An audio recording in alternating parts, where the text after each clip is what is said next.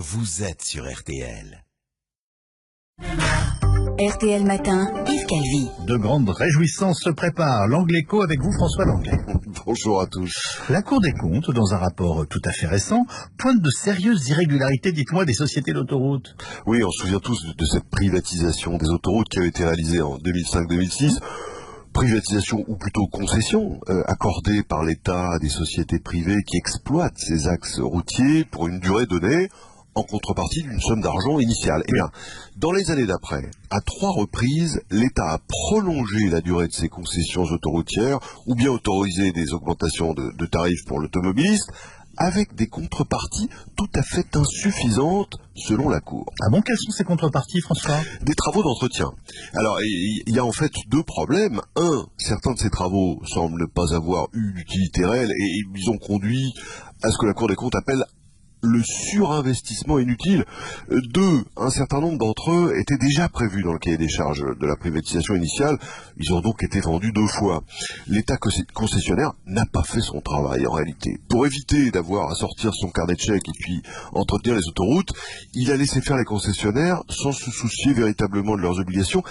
Et du coup, il a reporté une charge indue sur l'usager qui se voit facturer indirectement plus cher ces trajets d'autoroute, oui.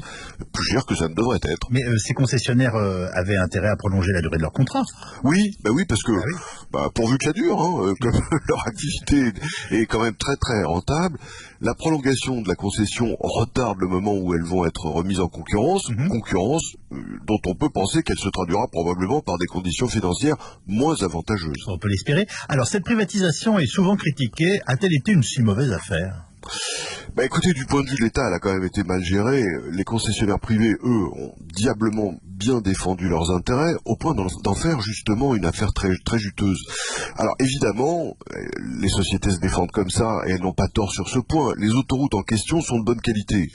Mais, au dire même d'un dirigeant de société qui les exploite, leur rentabilité est exceptionnelle. Qui est en cause? L'État, qui a mal évalué le prix initial qu'il en demandait. Là encore, parce qu'il avait besoin d'argent à court terme, il a sacrifié ses intérêts, et ceux du contribuable, et ceux de l'usager, les intérêts de long terme. Et puis la même erreur a été faite lors de la négociation de la prolongation, travail insuffisant de la part de ceux qui étaient chargés de défendre l'intérêt collectif. Ah oui. Une leçon à méditer quand même au moment où on s'apprête à privatiser les 2 plus grands aéroports du pays, Orly et Roissy, ainsi que la Française des Jeux. Mais pour le coup, quel lien faites-vous ce matin entre ces différentes sociétés que vous venez de citer? Dans les 3 cas, autoroutes, aéroports et jeux, il s'agit de monopole. Oui. Comme il n'y aura donc pas vraiment de concurrence, il y a là, potentiellement, une rente pour les actionnaires futurs de ces entreprises au détriment de l'usager. Il faut donc être particulièrement vigilant sur la définition du prix à payer au départ, et puis sur les conditions d'exploitation. La Cour des comptes préconise par exemple que le cahier des charges initiales des futures concessions prévoit explicitement que si la rentabilité excède les prévisions initiales, la durée de la concession ou bien le prix facturé à l'usager soit réduit. Du bon sens. Du bon sens, prôné par François Langlais. C'est l'Angle Écho comme tous les matins sur RTL. Jeune